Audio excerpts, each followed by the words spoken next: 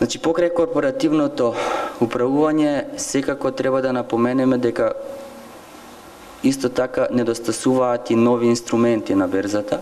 Значи, покрај акциите во изминатиот период, единствени инструменти на берзата со кои што тргуваа пензиските фондови беа државните обврзници, пред се за денационализација, за стародевежно штедење, а како што кажа претходно еден наш колега, континуираните обврзници веќе ги снема и нема, не знам дали има доволен интерес од државата повторно да се издаде некој таков вид на инструмент.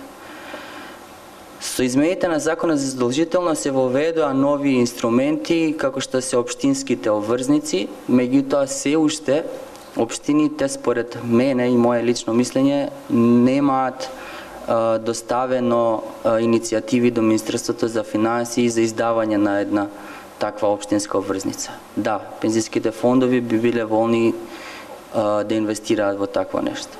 И на крај, она кое што е најгорливо прашање и со кое што се судруваме како најголем ризик во пензиските фондови е ликвидносниот ризик на нашата берза. Знаеме и самите дека во изминативе неколку години ликвидноста на берзата е навистина многу мала. Ние понатаму учествуваме на берзата и постојано тргуваме со акции, меѓутоа износите се премногу мали.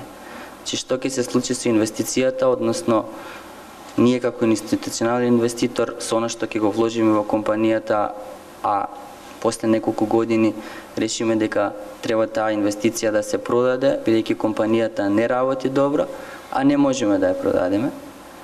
Така да тој ликвидносен ризик е исто така еден од ограничувачките фактори кои што постојат при донесувањето на одлука дали да се инвестира во македонските компании. Јас тука би застанал, би... Благодарам. Во овој дел ќе направиме еден пресек, а тоа е мал преод помеѓу задолжителното учество на пензиските фондови и незадолжителното на инвестицијските фондови, а тоа е веројатно првиот и единствен на овие панели кој што е представник на државата, која што инаку покрај овие два сегменти е исто така многу прозвана, па го поканувам господин Владо Георгиев, раководител на Оделението за институционална контрола при МАПАС, да даде некои своји куси видувања што точно МАПАС до сега прави во однос на стимулирањето на тргувањето на македонската берза. Сведоци сме дека заклучоците се дека многу често и во Македонија државата со своји регулативи треба да се вклучи за да го стимулира тргувањето на македонската берза, па еве да чуеме што точно МАПАС во тој дел прави. Повели. Благодарам, Кирил. Благодарам на поканата до македонска берза. Вака би почнало до она што е една основа на пензискиот систем, затоа што, како што спомна и Кирил, сме често прозвани во последно време и на нашата конференција и по некои последни изјави дека треба да се вклучат пензиските фондови како институционални инвеститори повеќе во тргувањето на македонска берза. Значи, основното постоење на пензискиот систем е социјалната сфера. Мислам, тоа треба да се разграничи и регулатор и секој државен регулатор во било која земја што може да направите муабет не се меша директно во инвестицијските одлуки на пензиските друштва. Тие инвестицијски политики се поставени од страна на регулаторот како дозволени лимити и дозволени инструменти, со понатамошни одлуки за тој што си ја превземал одговорноста, што добил лиценца да работи со тој инструмент, да ги вложува парите, да вложува понатаму со средствата што треба да обезбедат понатаму заменска стапка за пензиско осигурување. Значи, доколку не биде обезбедена таа заменска стапка, значи само да се има слика, треба понатаму државата да ја обезбеди. Се има минимална пензија, се знае колку треба да се добие во нашава држава и затоа се должни сега пензиските друштва да инвестираат и по таа заменска стапка и по тоа што ќе се добие од фондот на ПИОМ да се добие некоја минимална пензија.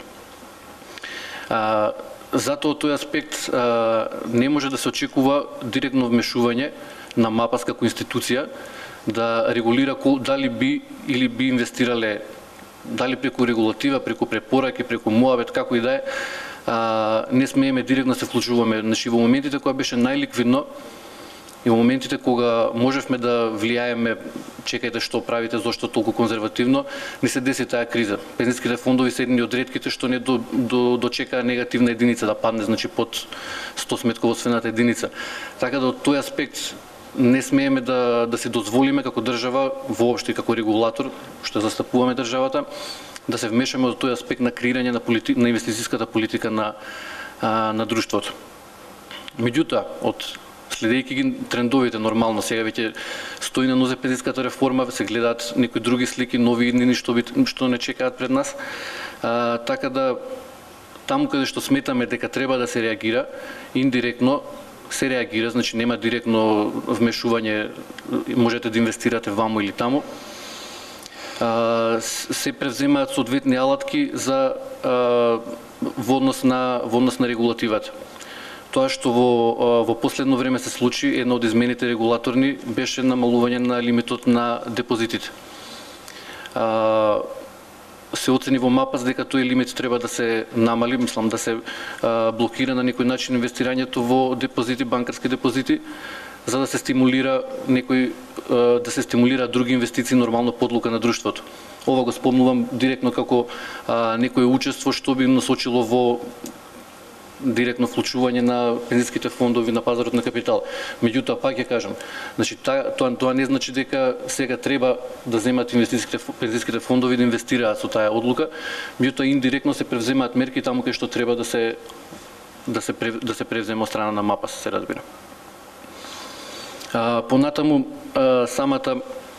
самата конструкција како портфолио, мислам, чисто сега од мој аспект како член би сакал да се изјаснам. Ја би сакал поагресивно портфолио и би требало да се инвестира повеќе и на домашниот пазар, и во акции, и во обврзници, значи да се зголеми малце структурата, да се појача во однос на еквити, во однос на капиталот, поради тоа што имаме структура на членство моментално со просек околу 30 години, што значи дека ликвидноста е прилично голема, имаме околу 30 и повеќе години за масовна деакумулација што ќе се случи во пензиските фондови. И затоа сметам дека и без разлика на оваа конзервативна структура што имаме сега, може да се премине кон некои поагресивни вложувања. Меѓутоа, нормално, тоа го посакам како член, како регулатор, никогаш нема да се вмешаме во делегирање на такви инвестициони политики или одлуки на пензиските друштва. Од аспект на МАПАС, вредни се да ги спомнам уште два проекта што се работат во овој период. Како нови точки во соработка со Министерството за труд и социјална политика и со Агенцијата за супервизија на осигурување во рамки на исплатата на пензии се спрема закон за исплата на пензии, каде што е предвидена како ќе се одвива таа деакумулација на средства. Го спомнувам од аспект на пазарот на капитал, затоа што средствата нема да престанат да се инвестираат. Треба тука да се вмешаат повеќе учесници, веќе се вмешани, нормално се запознаени и осигурителните компании. Треба да бидат свесни за овој момент дека ги чека прилично голема одговорност, не само нив и пензиските друштва ќе бидат вклучени во исплата како програмирано повлекување. Значи во фазата на деакумулација сите средства што ќе се исплаќаат како пензија ќе има основ по ануитет да се добие пензија или програмирано повлекување од друштвата.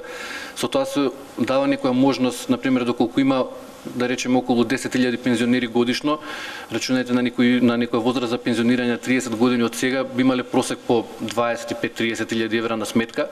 Тоа е прилично голема бројка на деакумулација на пари што повторно ќе излезат, меѓутоа пак ќе останат за инвестирање. Тоа осигурителна компанија, например, ќе исплаќа пензија, меѓутоа поголемиот дел од парите ќе останат кај нив што ќе треба да ги инвестира за да ги оплодат соодветно за сопствен профит. Во овој случај веќе завршува оплодувањето на средствата на членот. Така да тука се отвара нова можност за нови средства на пазарот на капитал и треба да бидат нова тема, сметам, повикани и осигурителните компании во некоја наредна прилика. Најверојатно и ние би организирале нешто такво. И последниот проект, не помалку важен се разбира се, што е во фаза на изготвување се мултифондовите. Значи ова е во зачеток, сепак го спомнувам само како тема дека пак има можности за директно преку регулативата вмешување во пазарот на капитал. Значи ќе се создадат услови, ова што го спорев лично како член би сакал да имам поагресивно портфолио и би требало по наше видување и по видување на многу експерти што веќе го имаат имплементирано во своите системи, да се создаде еден систем во кој тие што имаат поголем период до пензионирање, на 20 години, отприлика да речеме некоја стапка до 45 години возраст, би требало да имаат поридично портфолио во однос на тие што се пред пензионирање, со некоја градација и со заменски максимум и минимум лимити, значи тоа ќе биде некоја комбинација и со тоа за прв пат ќе се делува директно да се каже дека минимално ќе треба да се учествува со толкав процент во еквити, со толкав процент во врнизи, меѓутоа пак ја спомнам, тоа нема да биде само барање директно да биде на македонската берза. Македонската берза ќе треба да овозможи услови за поголема ликвидност, за да може да кажеме дека е време да се одлучи да се инвестира директно и на македонската берза. Иначе директно како институција не можеме на тој начин да влијаеме.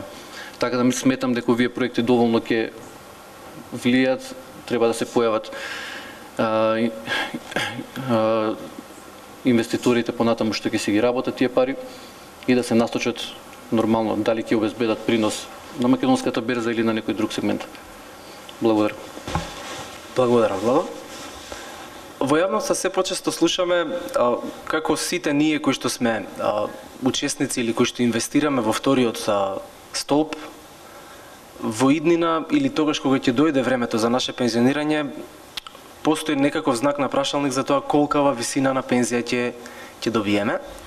Одговор на висината или на ниското ниво на пензија која што би ја земале тогаш кога ќе го исполниме правото, дадоа и дел од инвестиционите фондови и тоа во насока на инвестирање во нив како обезбедување на посакуваниот принос или посакуваната висина на пензија која што сакаме да ја добиваме тогаш кога ќе го оствариме правото. Во таа насока го поканувам извршниот директор на КаДe фондови, господин Лазар Канчев, да ни пренесе каков е развојот до сега, иако многу пати и многу од нас знаеме што точно и како се развиваат инвестиционите фондови во Македонија, меѓутоа во насока на тоа дали и во кој дел им пречи или би им помогнала зголемената ликвидност или ниската ликвидност на македонската берза. Повели. Благодарам, Кирил. Поздрав и од моје име и од името на КаДe фондови. Значи, накратко, Друштвото за управување со отворени инвестициони фондови, КаДe фондови е во собственост на словенечката финансиска институција КаДe Склади. Екзистираме на македонскиот пазар од 2008 година и во моментот управуваме со два отворени инвестициони фондови. Едниот КаДe Брик, кој што има глобална инвестициона политика, и КаДe Нова ЕО, кој што има регионална инвестициона политика. Во моментот имаме повеќе од 1000 инвеститори и повеќе од 1.000.000 евра на управување.